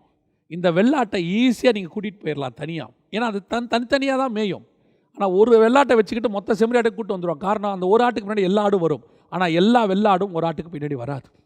அப்போ என்ன செய்வாங்கன்னு பார்த்தீங்கன்னு சொன்னால், இந்த ஓனாய் என்ன பண்ணும்? அப்படியே தனியாக கூட்டிகிட்டு வரும். தனியாக கூட்டிகிட்டு வந்து சபையை விட அவங்க முக்கியன்ற மாதிரி உனக்கு காட்டும். அவங்க ரொம்ப வேத அறிவு உள்ளவங்க மாதிரி காட்டும். அவங்கக்கிட்ட நிறைய ஞானம் இருக்கிற மாதிரி காட்டி தனக்குன்னு ஒரு டேட்டா பேஸை உருவாக்கும். அதற்கு பிறகு என்ன செய்யும் தெரியுமா? உன்னை கடித்து கொதற தொடங்கும். அந்த கடித்து கொதறது தான் அது சொல்கிறத நீங்கள் செய்யணும். நான் சொல்கிறேன், இப்போ கர்த்தரை விட அதுக்கு நீங்கள் இம்பார்ட்டன்ஸ் கொடுக்க தொடங்குவீங்க. ஜபத்தை விட அவருக்கு இம்பார்ட்டன்ஸ் கொடுக்க தொடங்குவீங்க. ஒரு நாள் வரும், வீட்டில் ஏற்றின இவர் நம்மை பட்சிக்கிறாருங்கிற அறிவு ஒன்று உங்களுக்கு வரும். ஆனால் வருவதற்கு முன்பதாக நீங்கள் நிறைய காரியங்களை இழந்து போயிருப்பீர்கள். அப்படி வீட்டில் ஏற்றி தங்கள் ஆவிக்குரிய வாழ்க்கையும் பணத்தையும் அநேக காரியங்களையும் இழந்து போனவர்கள் அதிகம். அவங்க சொல்ல முடியாமல் இதில் அதிகமாக ஆண்களை விட பெண்கள் ஏமாற்றப்படுகிறார்கள். அதிகமாக தங்கள் வீடுகளிலே ஊழியர்களை கொண்டு வந்து தங்க வைத்து, கணவனுக்கு தெரியாமல் கொண்டு போய் காணிக்கையை கொடுத்து, கணவன் மனைவிக்கு தெரியாமல் கொண்டு போய் காணிக்கையை கொடுத்து, ஏன்னா இது 2 பேர்கிட்டையும் தனித்தனியாக பேசும். கணவன் மனைவியை பிரிச்சிரும், கணவனோட சேராதுன்னு சொல்லிடும். கர்த்தர் இணைத்ததை இது பிரிக்குது. ஆனால் இவங்களுக்கு அந்த அறிவே இருக்காது. ஆனால் ஸ்பிரிச்சுவாலிட்டியை யூஸ் பண்ணோம். உன் ஆவிக்குரிய வாழ்க்கையில் வளரணும்னா, உனக்கு வரம் கிரியை செய்யணும்னா, கர்த்தர் உன்னை ஊழியத்தில் பயன்படுத்தினா நீங்கள் 2 பேர் சேரக்கூடாது. நான் சொல்கிறதெல்லாம் இப்பொழுது நடந்து கொண்டிருக்கிற சம்பவத்தை தான் சொல்கிறேன். இது தீர்க்க தரிசனம்லாம் கிடையாது. இன்றைக்கி தமிழ்நாட்டுக்குள்ளே நடந்து கொண்டிருக்கிற சம்பவம், அநேக நாடுகளிலே நடக்கிற சம்பவம். You must be very careful. இது பட்சிக்கிற ஓனாய் உன் வீட்டுக்குள்ளே இருந்து உன் வீட்டை க்ளோஸ் பண்ணிடும். நான் சகோதரிமார்களுக்கு சொல்கிறேன், உன் கணவனுக்கு தெரியாத ஆவிக்குரிய வாழ்க்கை, ஆவிக்குரிய ஊழியர்களோட தொடர்பு என்பது ஒன்று கிடையவே கிடையாது. எதாக இருந்தாலும் உன் கணவன்கிட்ட சொல்லிடுங்க. கணவர்களுக்கு சொல்கிறேன், உன் ஆவிக்குரிய வாழ்க்கை வெளிப்படையாக இருக்கட்டும், உன் மனைவிக்கு தெரியட்டும், உன் மனைவியோடு கூட சேர்ந்து இருக்கட்டும். எப்போ உனக்கு தெரியாமல் அவங்களுக்கு தெரியாமல் நீனு அந்த நடுவில் இருக்கிற ஓனாய்க்கு தெரிஞ்சிருச்சோ 2 பேரையும் பச்சித்துரும், 2 பேருடைய ரத்தத்தையும் குடிச்சிரும். இன்றைக்கி நிறைய பேருடைய ஆடுகள் இப்படித்தான் காணாமல் போச்சு. காணாமல் போய் பல காரியங்களை இழந்து போய் இன்றைக்கி ஆடுகள் இன்றைக்கி மேய்ப்பன் இல்லாத ஆடுகளாக மந்தைகள் சிதறி போய் கடைசியில் ஆண்டவரை விட்டே போயிட்டாங்க. எனக்கு இந்த மாதிரி ஊழியர்களை விட எனக்கு ஆண்டவரே வேணாங்க, எனக்கு இந்த கிறிஸ்தவமே வேணாங்க அப்படின்னு சொல்லிட்டு இடறதற்கு ஏதுவான கல்லாய் மாறிப்போன எத்தனையோ ஓநாய்கள் இருக்கிறது. அன்பு விசுவாசிகளுக்கு நான் சொல்லுகிறேன், நீங்கள் வசனத்தை நேசிக்கிறவர்கள் என்கிறபடினால சொல்லுகிறேன், சபையை விட்டு பிரிக்கிற எந்த ஊழியமும் ஊழியம் அல்ல. தேவனை விட்டு தன் பக்கம் திருப்புகிற எந்த ஊழியனும் ஊழியக்காரனும் ஊழியங்களும் ஊழியமும் அல்ல, அது ஊழியக்காரனும் அல்ல. உன்னை ஒரு இடத்துல ஆவிக்குரிய இடத்துல கொண்டு போய் சேர்த்து உங்கள் ஆவிக்குரிய வாழ்க்கைக்கு பிரயோஜனமாக இருக்கிற அதுதான் ஊழியம். ஒரு மெய்ப்பன் கையில் உன்னை ஒப்படைக்கணும். அவன் தான் தீர்க்கதரிசி, அவன் தான் எவாஞ்சலிஸ்ட். ஒரு மெய்ப்பன் கையில் ஒப்படைக்காமல் இந்த சபைக்கு போகணும்னு சொல்லாமல் தன் பக்கமே வச்சுக்கிட்டு நீங்கள் அங்கெல்லாம் போக வேண்டாம், நானே பார்த்துக்கிறேன்னு சொல்லி கடைசியில் அவனே பாஸ்டாக மாறிட்டான்னு வச்சுக்கோங்க. அது அதை விட மோசமான ஓனாய், அழைப்பில்லாத ஓனாய். அது அழைப்பில்லாத மெய்ப்பன் ஒரு நாள் உடைய நடுத்தருவில் விட்டுட்டு போயிடும். ரொம்ப கேர்ஃபுல்லாக இருந்து கொள்ளுங்கள். கடைசி காலத்தில் இப்படிப்பட்டவர்கள் எழும்பி இருக்கிறார்கள்.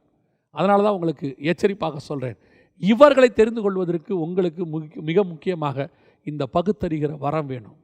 அவனை கூப்பிடும் போதே தெரியணும், சபையை பிரிக்கிற மாதிரி சொல்கிறானா இவன் கண்டிப்பாக ஊழியனாக இருக்க முடியாது. ஒரு சபையில் பிரச்சனை இருக்குது, அந்த சபையில் இருக்க முடியல. எல்லா சபையிலையும் எல்லாராலும் ஒரு சிலருக்கு பிரச்சனை இருக்க தான் செய்யுது சபையில். அப்போ அவங்க என்ன சொல்கிறாங்க, இந்த சபையில் பிரச்சனை இருக்குது, உன்னை அடுத்த ஆவிக்குரிய சபையில் சேர்க்குறவன் தான் சரியான ஊழியக்காரன். அப்படியா, நீங்கள் ஒன்றும் கவலைப்படாதீங்க, உங்களுக்கு என்ன ஞாயிற்றுக்கிழமையான நாங்கள் பார்த்துக்குறோம், உங்களை நீங்கள் தொடர்பு கொள்ளுங்க அப்படின்னு தன் பக்கத்தை தக்க வச்சுக்கிறான் பாருங்க. ஒரு சபை இல்லாதவன் அவன் கண்டிப்பாக தேவனிடத்தில் வந்தவன் அல்ல. உன்னை பிரச்சனை இருக்குது, ஒரு போராட்டம் இருக்குது, சரி ஓகே, நீங்கள் என்ன செய்யுங்க, இன்னொரு சபைக்கு போங்க, பக்கத்தில் ஒரு ஆவிக்குரிய சபை இருக்குதா, நல்ல ஆவிக்குரிய சபை இருக்கா, இல்லை அவனுக்கு தெரிஞ்ச ஒரு நல்ல ஆவிக்குரிய சபை தான், இங்கே போங்க, இங்கே தொடர்ந்து போங்க, அந்த ஊழியக்காரருக்கு ஒரு ஃபோன் பண்ணி நீங்கள் இவரை பார்த்துக்கோங்க, இவங்க இந்த பிரச்சனையோடு வந்திருக்கிறாங்க. அதுதான் நல்ல மெய்ப்பனுக்கு, நல்ல ஊழியனுக்கு அழகு. அவன்தான் மந்தையை காக்கிறவன். மற்றவங்க தன் பக்கம் இழுப்பி வச்சுக்கிறானே, அது மந்தையை தப்ப விடாத ஓனாய். இந்த விஷயத்தில் நீங்கள் ரொம்ப கேர்ஃபுல்லாக இருக்கணும். கடைசியாக ஒரு காரியத்தை நான் சொல்லிவிட்டு முடிக்க விரும்புகிறேன். 1 பேதுருவின் புஸ்தகம் 5ஆம் அதிகாரம் 8வது வசனம், தெளிந்த புத்தி உள்ளவர்களாக இருங்கள், விழித்திருங்கள், ஏனெனில் உங்கள் எதிராளியாகிய பிசாசானவன் கர்ஜிக்கிற சிங்கம் போல் எவனை விழுங்கலாமோ என்று வகை தேடி சுற்றி திரிகிறான். இது எல்லாருக்கும் தெரிஞ்ச நல்ல ஒரு வசனம், எல்லாருக்கும் இந்த வசனம் நல்லா தெரியும். என்னது அப்படின்னு கேட்டிங்கன்னா, எதிராளியானவன் பிசாசானவன் கர்ஜிக்கிற சிங்கம் போல. இந்த வார்த்தை நம்ம எல்லாருக்கும் தெரியும், சிங்கம் போல சிங்கம் போல அப்படின்னு நம்ம சாதாரணமாக அந்த வசனத்தை சொல்லிட்டோம். முதல்ல வந்தது ஃபஸ்ட்டு எப்படி இருந்துச்சு, நீங்கள் முதல்ல வந்ததை பாருங்கள், பார்க்குறதுக்கு ஆட்டுக்குட்டி மாதிரி இருந்துச்சு, உள்ள வலு சர்ப்பம். ரெண்டாவது பார்க்குறதுக்கு ஆட்டு தோல் போத்தி இருந்துச்சு, உள்ள ஓனாய். இது கள்ள தீர்க்கதரிசி. இது ரெண்டாவது விசுவாசிகளுக்கு. முதல்ல உள்ளது ஊழியக்காரனுக்கு. இப்போ இருக்கிறது யாருக்கு தெரியுமா, எல்லா ஆவிக்குரியவங்களுக்கும். எல்லா ஆவிக்குரியவங்களுக்கும் நீங்கள் தெரிஞ்சுக்கணும், தெளிந்த புத்தி உள்ளவர்களாக இருங்கள். ஏன் இங்கே பிசாசு எப்படி இருக்கிறான்னா, பிசாசாக வரல, அவன் நேரடியாக பிசாசாக வரல. அவன் எப்படி வரான் தெரியுமா, சிங்கம் போல். சிங்கம் போல்னா என்னங்க அர்த்தம் அப்படின்னா, உண்மையால் சிங்கம் யாருன்னா இயேசு, யூத ராஜ சிங்கம். வெளிப்படுத்தின விசேஷம் 5ஆம் அதிகாரம் 5ஆம் வசனத்தில் பாருங்க, யூதா கோத்திரத்து சிங்கமும் தாவீதின் வேறுமானவர் வருகிறார். அவர் தான் ஒரிஜினல் சிங்கம். அவர் சிங்கம் போல வரல, யூதா கோத்திரத்து சிங்கம், அவர் தான் ரியல். ஆனால் இப்போ இருக்கிறது யாரு? சிங்கம் போல. இது ரெண்டுத்துக்கும் என்னங்க டிஃப்ரென்ஸ்? சிங்கத்துக்கும் சிங்கம் போல என்ன டிஃப்ரென்ஸ் அப்படின்னு கேட்டிங்கன்னா, இவன் எவனை விழுங்கலாமோ என்று வகை தேடி சுற்றி திரிகிற சிங்கம். அதே வேளையில் இயேசு கிறிஸ்து அடிக்கப்பட்ட வண்ணமாக இருக்கிற ஆட்டுக்குட்டி, ஆனால் யூதா கோத்திரத்து சிங்கம். ஃபஸ்ட்டு நம்ம என்ன பார்த்தோம்? ஆட்டுத்தோல் போர்த்திய ஓநாய், ஆட்டை போல இருக்கிற சர்ப்பம். ஆனால் இங்கே அடிக்கப்பட்ட வண்ணமாக இருக்கிற ஆட்டுக்குட்டி, ஆனால் யூதா. அதோட அர்த்தம் என்ன? இவர் மற்றவனுக்காக பலியாகிறவர், ஆனால் அவன் எவனை விழுங்கலாமோ என்று வகை தேடி சுற்றி திரிகிறவர், எவரை பலியாக்கலான்னு வெயிட் பண்ணுறவன். இன்றைக்கி கடைசி காலத்தில் இந்த எவனை விழுங்கலாமோ என்று பிசாசு வகை தேடி சுற்றி திரியுது. இது விசுவாசிக்கு தெரிய மாட்டேங்குது. உங்கள் பக்கத்துலேயே இந்த சிங்கமும் சிங்கம் போல உள்ளதும் இருக்கும், ரெண்டும் இருக்கும். இந்த ரெண்டும் உங்கள் பக்கத்தில் அப்படியே அங்கங்கே நின்றுக்கிட்டே இருக்கும். உங்கள் பக்கத்தில் ஒரு பக்கம் ஆண்டவர் நிற்கிறார், எதுக்காக? உங்களை எப்படியாவது காப்பாற்றுறதுக்காக. இன்னொரு பக்கம் பிசாசு நிற்கிறான், எதுக்காக? உங்களை விழுங்கிறதுக்காக. இந்த ரெண்டு பேருக்கும் உள்ள டிஃப்ரென்ஸ் என்ன? இந்த ரெண்டு பேருக்கும் உள்ளதான முக்கியத்துவம் என்ன அப்படின்னு சொல்லி நான் உங்களுக்கு வேதத்தில் உள்ளதான ஒரு சம்பவத்திலிருந்து விளக்கினா உங்களுக்கு பிரயோஜனமாக இருக்கும்னு நான் நினைக்கிறேன். இப்போ தானியேலை கொண்டு போய் சிங்கக்கெபியில் போடுறாங்க. உங்கள் எல்லாருக்கும் தெரியும், நமக்கு தெரிஞ்ச ஒரு சம்பவம். தானியேலை சிங்கக்கெபியில் போட்ட உடனே நீங்கள் பாருங்கள், அந்த சிங்கத்தின் வாயை அவன் கட்டினான்னு இருக்கு. தானியேல் தீர்க்கதரிசன புஸ்தகம் 6ஆம் அதிகாரம் 22 வசனம், சிங்கங்கள் என்னை சேதப்படுத்தாதபடிக்கு தேவன் தம்முடைய தூதனை அனுப்பி அவைகளின் வாயை கட்டி போட்டார்னு இருக்கு. இது ஒரு சிங்கம், இது அப்படியே இருக்கட்டும். இன்னொன்று 1 ராஜாக்களின் புஸ்தகம் 13ஆம் அதிகாரம் 28வது வசனத்தை நான் வாசிக்கிறேன். அப்பொழுது அவன் போய் வழியிலே கிடக்கிற அவன் பிரேதத்தையும் பிரேதத்தண்டையிலே கழுதையும் சிங்கமும் நிற்கிறதையும் கண்டான். அந்த சிங்கம் பிரேதத்தை தின்னவும் இல்லை, கழுதையை முறித்து போடவும் இல்லை. இது எதை குறிக்குது? எதை பற்றி சொல்லப்பட்டிருக்கிறது? கவனிங்க. தானியேல் போடப்பட்டது பாபிலோனுடைய சிங்கம். நமக்கு தெரியும், பாபிலோன் என்பது ஒரு பிசாசினுடைய கூடாரம், அங்கே இருக்கிற சிங்கம். ஆனால் அந்த சிங்கத்துக்கிட்ட தானியேலை போடுறாங்க. தூதன் வந்துட்டான், ஆனால் வந்துட்டு என்ன பண்ணுறான்? சிங்கத்தை கொல்லலை, ஆனால் சிங்கத்தை ஒன்று செய்கிறான், கட்டி போட்டான். அதை கடிக்காதபடிக்கு, தானியேலை கடிக்காதபடிக்கு கட்டி போட்டான். அதுக்கு ஒரு பின்னாடி காரணம் இருக்குது, இதுக்கு ஒரு ஆவிக்குரிய அர்த்தமும் இருக்குதுன்னு வச்சுக்கோங்களேன். ஏன்னா பிசாசு ஆண்டவர் கொல்லலை, ஆனால் அவனை கட்டி போகிற அளவுக்கு நமக்கு வல்லமை கொடுத்துட்டு போயிருக்கிறார், அவ்வளோதான். அது அங்கே உயிரோடு தான் இருக்கும், ஆனால் அது சாகாது, ஆனால் அதை கட்டி மட்டும் போடுவார். அதே நேரத்தில் விசுவாசி அது ஒன்றும் பண்ணாது, விசுவாசி அங்கே தான் இருப்பான் குறிப்பிட்ட காலகட்டம் வரைக்கும். அதுக்கப்புறம் விசுவாசி மேலே வந்துடுவார், கர்த்தர் உயர்த்திடுவார். அதுக்கு பின்னாடி ஆவிக்குரிய சத்தியம் இருக்குது. இது பாபிலோனிய சிங்கம், அதனால தான் கட்டி போட்டார். ஆனால் 1 ராஜாக்கள் 13 இருக்குது, இது இஸ்ரவேல் சிங்கம். இந்த இஸ்ரவேல் சிங்கத்தை யாரும் கட்டி போடவே இல்லை, அது நின்றுக்கிட்டே தான் இருக்குது. ஆனால் வசனம் தெளிவாக சொல்லுது, அந்த சிங்கம் பிரேதத்தை தின்னவும் இல்லை, கழுதையை முறித்து போடவும் இல்லை. அதோட அர்த்தம் என்ன? இந்த இடத்துல சிங்கம் இருக்குது, இயேசு கிறிஸ்துவுக்கு அடையாளமாக இருக்கிற இஸ்ரவேலோட சிங்கம். இந்த சிங்கம் இருக்கே, இது கொல்றதுக்காக வரல. இந்த சிங்கம் எதுக்கு வந்தது? நியாய தீர்ப்பு கொடுக்க வந்துச்சு. நியாய தீர்ப்பு யாருக்கு கொடுத்தது? கர்த்தரை விட்டு தூரம் போன தீர்க்கதரிசிக்கு நியாய தீர்ப்பு கொடுத்தது. ஆனால் அதோடைய நோக்கம் அந்த பிரேதத்தை செத்து போனதை சாப்பிட்றது கிடையாது. ஆனால் அதோடைய வேலை அதுக்கு நியாய தீர்ப்பு கொடுக்கறது மட்டும். அதே வேளையில் கழுதையின் கழுத்தை முறித்து போடவில்லை. அதோட அர்த்தம் என்ன? கழுதை என்பது முதற் பேரானது, கழுதை என்பது ப்ரீஷியஸ், கர்த்தருடையது. அந்த கழுதையை பாதுகாக்குது, அது சாவ விடாமல் பார்த்துக்குச்சு. அது கொல்ல வரல, விசுவாசியை கொல்ல வரல, நியாய தீர்ப்பு கொடுக்க மட்டும்தான் வந்துச்சு. அந்த நியாய தீர்ப்புக்கு ஏதுவானவன் செத்து போனான், ஆனால் அதை சாப்பிட வரல. அதே நேரத்தில் பாபிலோன் சிங்கம் இருக்குது, அது எவனாக இருந்தாலும் சாப்பிடும். தானியேலுக்கு பதிலாக எவனை தூக்கி போட்டாலும், எவனை விழுங்கலாமோ என்று வகை தேடுகிற சிங்கம் அடுத்து ஒருத்தனை தூக்கி போகிறாங்க, உடனே போய் வீட்டு சாப்பிடுது. இப்போ வாயை கட்டாமல் இருந்தால் தானியேலையும் சாப்பிடும். இதான் பிசாசுக்கும் இயேசுக்கும் உள்ள வித்தியாசம். இன்னைக்கு சபைகளில் இந்த 2 விதமான சிங்கம் இருக்குது.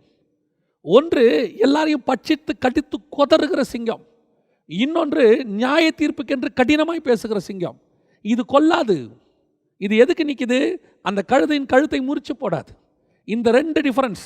நீ கர்த்தருடைய சிங்கமா, நீ யூதா கோத்திரத்து சிங்கத்தினுடைய பிள்ளை, சிங்கக்குட்டியான்னு உனக்கு தெரியணும். இல்லை பிசாசினுடைய ஆவியை உடையவனா? இன்னைக்கு சபைகளில், ஆவிக்குரிய வாழ்க்கையில், குடும்பத்தில் கூட இருக்கிறவனை கொல்ற அளவுக்கு பட்சித்து போடுற அளவுக்கு சில சிங்கம் இருக்குது, பிசாசினுடைய சிங்கம் இருக்குது. இது பண்ணுற வேலை எப்படி இருக்கும் தெரியுமா? அடுத்தவனை சாகடிக்கிறது. இது நான் சொல்கிறது கொல்றது இல்லை, பேச்சிலேயே சாவடிக்கும். அது கூட நிற்கவே முடியாது உங்களால். சில நேரத்தில் கர்த்தர் தானியலை தூக்கி அது பக்கத்தில் போடுறார். ஆனால் ஒன்று செய்கிறார், வாயை மட்டும் கட்டி போடுறார்.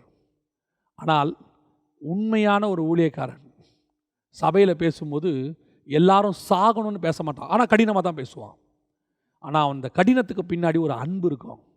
அந்த கழுதையின் கழுத்தை முறிச்சு போட்டக்கூடாது, அதுக்கு நியாய தீர்ப்பை பற்றி சொல்லணும், ஆனால் அதை பாதுகாக்கணும், அது உயிரோடு கொண்டு வரணும். இயேசு கிறிஸ்து பேசும்போதெல்லாம் பாருங்கள் கடினமாக தான் பேசுவார்.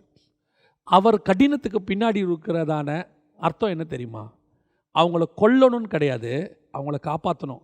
எப்படியாவது அவனை காப்பாற்றணும், கடினமாக பேசியாவது அதை காப்பாற்றணும். ஆனால் சீஷர்களுடைய கடினம் எப்படி தெரியுமா? அவன் சொல்கிறான், வானத்திலேருந்து அக்கினியை இறக்குங்க. இயேசு சொல்கிறாரு, நான் வானத்திலேருந்து அக்கினியை இறக்க வந்தேன், நான் அதுக்கு தான் வந்தேன். ஆனால் இயேசு என்ன நினைக்கிறாரு? இந்த அக்கினி இறங்கி பட்சிக்கிறதுக்குள்ளே ஒரு கூட்டத்தை காப்பாற்றிடலாமே. இதுதான் இயேசுடைய அந்த சிங்கத்துடைய சுபாவம். இந்த சிங்கத்துடைய சுபாவம் என்ன தெரியுமா? வானத்திலேருந்து அக்கினி இறங்கி பட்சித்து போடும். கர்த்தர் உன் வாயில் வல்லமையை கொடுத்துருக்கிறார். எதுக்கு? ஆத்மாவை காப்பாற்றுறதுக்கு. உன் வாயிலேருந்து வர வார்த்தை அவனை கொல்லக்கூடாது, அவனை சாகடிக்கக்கூடாது. குறிப்பாக சொல்லுவேன், ஆண்டவர் அதிகமாக இடைபடுகிற மிக முக்கியமான விஷயம், உன் வாயிலிருந்து சாபமான வார்த்தைகள் ஒன்றும் புறப்படாது இருப்பதாக. அப்போஸ்தலனாகிய பேதுருவுக்கு பாருங்க, பேசிக்கிட்டே இருக்கும்போது அந்த அம்மா கேட்குது, நீ அந்த கலிலேயன் கூட இருந்தவன் தானே, இயேசு கூட இருந்தவன் தானே, உன் பேச்சு காட்டுகிறது. அதே வேளையில் அவன் சபிக்க தொடங்கும் போது அந்த அம்மா போயிடுச்சு. காரணம், இந்த வார்த்தை இந்த சிங்கத்தின் வாயிலிருந்து வராது. இது ஆசீர்வதிக்கிற சிங்கம். இது கடினமாக தான் ஆனால் பேசும், முகதாட்சணியம் இல்லாமல் பேசும், கடினமாய் பேசும். ஆனால் கடினமாய் பேசினா கூட அதோடைய நோக்கம் என்ன தெரியுமா? அந்த ஆத்மாவை மீட்டெடுப்பது. சில நேரத்தில் சபைகளில் கடினமாக பேசும்போது நிறைய பேர் நினச்சிக்கிறாங்க, அவர் ஏன் இவ்வளோ கடினமாக பேசுகிறாரு? நோக்கம் என்ன தெரியுமா? சபை உடைய வேண்டும் என்பதல்ல, சபை சீர் பொருந்த வேண்டும் என்பதற்காக. சில ஊழியர்கள் சபையில் கடினமாய் நடந்து கொள்ளும் போது விசுவாசிகளுக்கு கொஞ்சம் கஷ்டமாக இருக்குது. ஆனால் நான் சொல்லுவேன், அந்த சபையில் நல்ல தரித்திருக்கிற விசுவாசிக்கு தெரியும், என் ஊழியன் என்னை கடிந்து கொள்ளுகிறான், குட்டுகிறான். காரணம், அவன் என்னை குட்டட்டும், அது என் தலைக்கு நல்லது, எனக்கு அபிஷேகம், அது என்னை காப்பாற்றும். பின்னாடி வரப்போகிற பிரச்சனையிலிருந்து என்னை காப்பாற்றுவதுக்கு தான் என் ஊழியக்காரன் என்கிட்ட கடினமாக நடந்துக்கிறான்னு தோணும். அதே வேளையில் சில ஊழியர்கள் பேசுகிற வார்த்தைகள் சாபமான வார்த்தைகள். ஆண்டவர் உன்னை அப்படி ஆக்கிடுவார், இப்படி ஆக்கிடுவார், பாரு நீ என்னை பேசிட்டியா, உன் குடும்பம் எப்படி ஆகுது பாரு. இல்லைங்க, நாம் விழுங்கலாமோ என்று வகை தேடுகிற சிங்கம் அல்ல. நாம் நியாயத்தீர்ப்பான காரியங்களை சொல்லணும், இப்படி போனால் இப்படியெல்லாம் நடக்கணும்னு. ஆனால் மோட்டிவ் என்னவாக இருக்கணும் தெரியுமா? அவனை காப்பாற்றுறதாக இருக்கட்டும். நினிவே ஜனங்களுக்கு அவ்வளோ கஷ்டப்பட்டு யோனாவை அனுப்பினார். எதுக்கு அனுப்பினார்? அவன் யோனா தப்பாக புரிஞ்சுக்கிட்டான், நம்ம மூலயமா சொல்லி இவங்களெல்லாம் அழிக்க போகிறாருன்னு. இல்லைப்பா, நான் உன்னை அனுப்புறதே காப்பாற்றுறதுக்கு தான். நான் தான் சொல்கிறேன் அவங்க செத்து போக போகிறாங்க. எதுக்கு? நான் செத்து போவாங்கன்னு சொல்கிறதுக்கும் நீ செத்து போவாங்கன்னு சொல்கிறதுக்கும் டிஃப்ரென்ஸ் இருக்குது. இயேசு செத்து போவாங்கன்னு சொல்கிறதுக்கு எதுக்கு காரணம் தெரியுமா? நீங்கள் அழிய போகிறீங்க, அதுக்கு அர்த்தம் என்ன தெரியுமா? அவனை காப்பாற்றுவதற்கு. ஆனால் யோனா எதுக்கு தெரியுமா? நீங்களாம் சாக போகிறீங்க, இப்போ நான் சொல்லிட்டேன் நீங்கள் சாக போகிறீங்க, கர்த்தர் சொன்னார். ஆமாம், ஆனால் யோனா என்ன எதிர்பார்க்குறா? இவங்க செத்துருவாங்க. ஆனால் கர்த்தர் என்ன எதிர்பார்க்குறாரு? இவங்க மீட்கப்படுவாங்க. டிஃபரன்ஸ், ரெண்டு சிங்கத்துக்கும் உள்ள டிஃபரன்ஸ். பிசாசு எப்போவுமே உன்னை கொல்லவும் அழிக்கவும் தான் வருவான். இந்த ஆவியை பகுத்தறிகிறதா உங்கள்கிட்ட இருக்கணும். உங்கள்கிட்ட வரவன் உங்கள் ஆவிக்குரிய வாழ்க்கைக்கு கடினமாக பேசுகிறானா, உன் ஆவிக்குரிய வாழ்க்கைக்கு வளர்ச்சிக்காக பேசுகிறானா? சிலர் தேன் தடவன மாதிரி பேசுவாங்க, ஆனால் விழுங்குவாங்க, உன் ஆவிக்குரிய வாழ்க்கையை காணாமல் பண்ணிடுவாங்க. பல நேரத்தில் நீங்கள் சிங்கத்தை விட யாரை நம்புறீங்க தெரியுமா? வாய் கட்டப்பட்டு அப்படி அமைதியாக இருக்க சிங்கம். நீங்கள் நினைப்பீங்க, பாரு அந்த சிங்கம் எவ்வளோ நல்லா இருக்குது. இல்லை, அதை வாய் கட்டி போட்டிருக்கார் ஆண்டவர், திறந்துச்சு உன்னை முழுங்கிடும். பல நேரங்களில் நீ கர்த்தரால் காப்பாற்றப்பட்டிருக்கிறாய். உன் பக்கத்தில் இருக்கிற சிங்கத்தின் வாயை கர்த்தர் கட்டி போட்டு இருக்கிறார். அதனால தான் நீ காப்பாற்றப்பட்ட. கர்த்தர் மட்டும் அந்த வாயை திறந்து விட்டார்னா விழுங்கி இருக்கும். உனக்கு யார் கடினமாக தெரியுதா தெரியுமா? உன் சபையினுடைய ஊழியன் கடினமாக நடத்தும் போது. இதனால் என்ன ஆயிடுச்சு தெரியுமா? நிறைய ஊழியர்கள் வழி விலகி போயிட்டாங்க. வழி விலகி எப்படி போயிட்டாங்க? கடினமாக பேசி. நான் ஒரு ஊழியர் இடத்துல சில வருஷங்களுக்கு முன்பாக பேசினேன். மிகவும் கடினமாய் பேசக்கூடிய ஒரு மனுஷன். ஆனால் அவரிடத்துல தகப்பனுடைய இருதயம் உண்டு. அவர் கடினமாய் பேசின நாட்களில் ஒருத்தர் கூட அவரை விட்டு போகவே இல்லை. அவர் சபையிலிருந்து தரித்திருந்தார்கள். அந்த கடினத்தை அவர்கள் ஏற்றுக்கொண்டார்கள். பேசும்போது சொல்லுவாங்க, பாஸ்டர் ரொம்ப கோவப்படுறாரு அப்படிம்பாங்க. ஆனால் அந்த ஆவியில் அவர்கள் உணர்வார்கள், அவர் கோவப்படுறது நல்லது தான், பின்ன இந்த சபைக்கு இப்படி இருந்தால் தான் முடியும், இல்லைனா இவெல்லாம் மோசமானவங்க, ஜனங்க பேசிக்கிட்டு போகிறத நாங்கள் கேட்டிருக்கிறோம். ஆனால் சில வருஷங்கள் கழித்து அதே ஊழியரோடு கூட பேசும்போது அவர் சொன்னார், நான் கடினமாக பேசுறதை நிறுத்திட்டேன் தம்பி அப்படின்னார். நான் கேட்டேன், ஏங்க நிறுத்திட்டீங்க?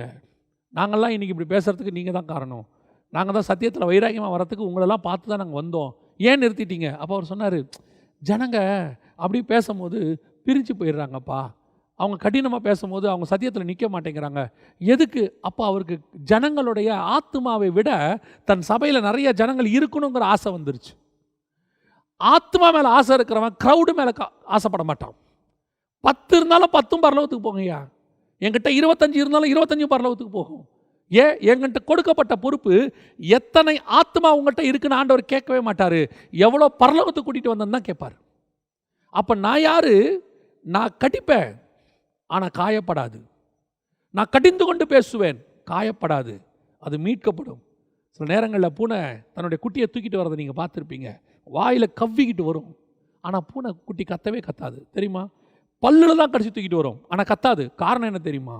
அந்த பூனை கடிக்கிற அந்த அளவு அந்த பூனைக்கு தெரியும், இதுக்கு மேலே கடித்தா தான் என் குட்டிக்கு வலிக்கும், ஆனால் நான் கடிக்கிறது அதை காப்பாற்றி இன்னொரு இடத்துக்கு தூக்கிட்டு போய்கிட்டு இருக்கிறேன், இந்த இடத்துல இருந்தால் இந்த குட்டியை எறும்போ வேறு ஏதோ கடிச்சு கொண்டுடும், அதுக்கு பதிலாக சேஃபான இடத்துக்கு தூக்கிட்டு போகிறேன். அப்போ நான் கடித்து தூக்கிட்டு போகிறது என் குட்டிக்கு தெரியும், தாய் என்னை காப்பாற்றுறதுக்கு கூட்டிகிட்டு போகிறா, அவள் என்னை கொல்ல கூட்டிகிட்டு போகல, எங்கள் அம்மா கடிக்கிற அந்த கடியிலே எனக்கு தெரியுது அவள் என்னை காப்பாற்ற கூட்டிகிட்டு போகிறான்னு சொல்லி.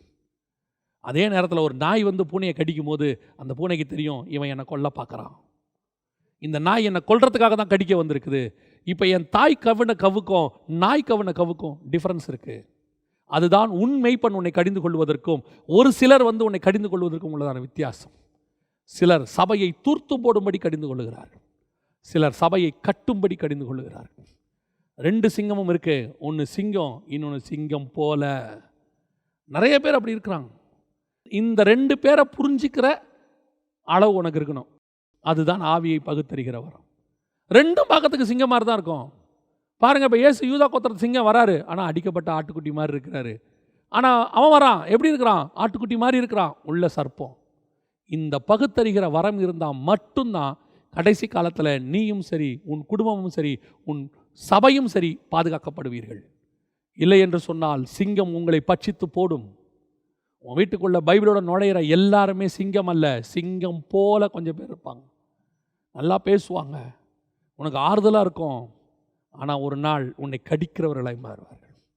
ஆனால் ஒரு சிலர் உன் காணிக்கைக்காகவோ நீ கொடுக்கிறதான சில பரிசுகளுக்காகவோ பேச மாட்டாங்க. உள்ளது உள்ளது, இதுதான் சத்தியம், யார் பண்ணாலும் இதுதான் சத்தியம். பணக்காரனுக்கும் ஏழைக்கும் ஒரே சத்தியம்தான். என் சபைக்குள்ளே உட்காந்துருக்கிற கூலி தொழிலாளிக்கும் பெரிய முதலாளிக்கும் ஒரே சத்தியம்தான். என் சபைக்குள்ளே உட்காந்துருக்கிற பணக்காரனுக்கும் ஏழைக்கும் ஒரே சத்தியம்தான். என் சபைக்குள்ளே உட்காந்துருக்கிற படித்தவனுக்கும் படிக்காதவனுக்கும் ஒரே சத்தியம்தான். படித்தவனை பார்த்தா என் வார்த்தை அப்படி மைல்டாக மாறுது, படிக்காதவனை பார்த்தா கோபம் வருதுன்னா நான் சிங்கம் போல மாறிக்கிட்டு இருக்கேன்னு அர்த்தம். சிங்கம் இல்லை, பிசாசு மாதிரி மாறிக்கிட்டு இருக்கேன்னு அர்த்தம். பணக்காரனை பார்த்த உடனே என் வாய்ஸில் ஒரு சாஃப்ட்னஸ் வருது, என் முதுகு கொஞ்சம் குனிய தொடங்குது, என் கரம் கொஞ்சம் தாழ தொடங்குது, என் கண்கள் கொஞ்சம் பணிய தொடங்குதுன்னா நீ சிங்கம் போல மாறிக்கிட்டு இருக்க, பிசாசை மாதிரி மாறிக்கிட்டு இருக்கேன்னு அர்த்தம். உன் பார்வை ஆகாப்பா பார்த்தாலும் அப்படி தான் இருக்கணும், பாகால் தீர்க்கதரிசியை பார்த்தாலும் அப்படி தான் இருக்கணும். நீ சாரிபாத் விதவின் வீட்டுக்கு போனாலும் சரி, எலியாவின் பார்வை ஒரே பார்வை தான், மாற்றுக்கருத்து கிடையாது. ஆகாப்பை பார்த்த உடனே வேற மாதிரி பார்வை. சாரிபாத் அந்த அம்மா வீட்டில் ஒரே ஒரு அப்பந்தான் இருக்குது, ஒன்றும் இல்லாத வீட்டுக்குள்ளே ஆண்டவர் அனுப்பிட்டார், ஒன்றுமே இல்லையா உன் வீட்டில்னு கேட்கக்கூடிய ஏளனமான வார்த்தை கிடையாது. ஆகாப்பை பார்த்த உடனே அப்படி அமைதியாகிறது கிடையாது. ஆகாப்புக்கு முன்னாடி இருக்கிறத விட சாரிபாத்துக்கிட்ட அவன் இன்னும் அன்பாக இருந்தான். அதுதான் சிங்கத்துக்கும் சிங்கம் போலக்கும் உள்ள வித்தியாசம். இன்றைக்கி நம்ம எப்படி இருக்கிறோம்? இந்த ஆவிகளை பகுத்தறிகிற வரம் இருக்குதா? இந்த 3 காரியம் ரொம்ப முக்கியம், ரொம்ப கேர்ஃபுல்லாக இருக்கணும். கடைசி காலத்தில் சபைகளை மோசம் போக்கும்படி எவனை விழுங்கலாமோ என்று தெளிந்த புத்தி உள்ளவர்களாக இருங்கள். சபை கடைசி காலத்தில் எடுத்துக்கொள்ளப்படுகிற இடத்துக்கு வந்துருச்சு, ரொம்ப கிட்ட நெருங்கிருச்சு. இப்போ தான் சபைக்கு அதிக போராட்டம் இருக்கும். உங்களுக்கு தெரியும்னு நினைக்கிறேன், கடைசியாக மேட்ச் முடியும் போது பரபரப்பு அதிகமாக இருக்கும்.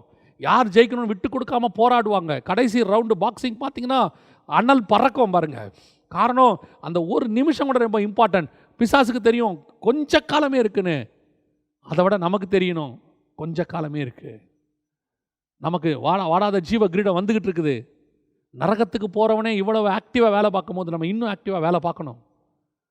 அவன் எவனை விழுங்கலாமான்னு பார்க்குறான். நாம் எப்படி இருக்கும் தெரியுமா? சிங்கத்தின் வாயிலிருந்தும் கரடியின் வாயிலிருந்தும் ஒரு ஆட்டையாவது ஜீவனை கொடுத்தா அதை நான் காப்பாற்றி கொண்டு போய் சேர்த்துருவேன். எங்கள் சிங்கம் வந்துக்கிட்டு இருக்குது, எங்கள் ஆண்டவர் வந்துக்கிட்டு இருக்கிறார். இந்த ஆவிகளை பகுத்தறிகிற வரம் கடைசி காலத்தில் சபைக்கு ரொம்ப அவசியம். இந்த காரியங்களை மனதில் வைத்து கொள்ளுங்க, தியானிங்க, வசனத்தை நல்லா தியானிங்க, தேவனை நம்புங்க, ஆவியில் நிரம்புங்க, ஜபத்தில் தரித்திருங்க, ஊழியக்காரனை தேவைக்கு பயன்படுத்துங்க. அவ்வளோதான். ஊழியக்காரன் தேவன் அல்ல, ஊழியக்காரன் வசனத்துக்கு மாற்று அல்ல, ஊழியக்காரன் உங்களுக்கு உதவி செய்கிறவன், அவ்வளோதான். அந்த லெவலில் நிறுத்திடுங்க, அது உங்களுக்கு போதும். நம்ம ஜெபிக்க போகிறோம் தேவ சமூகத்தில், ஆண்டவர் நோக்கி பார்க்க போகிறோம். சர்வ வல்லமையுள்ள எங்கள் தகப்பனே, இந்த வேத வாக்கியங்கள் எல்லாம் எங்களுக்குள்ளே தேவ ஆவியானவர்களால் ஊற்றப்படட்டும் ஆண்டவரே. நல்ல நிலத்தில் விழுந்த விதையாக மாறட்டும் தகப்பனே. 30, 60, 100 பலன் கொடுக்கட்டும் ஆண்டவரே.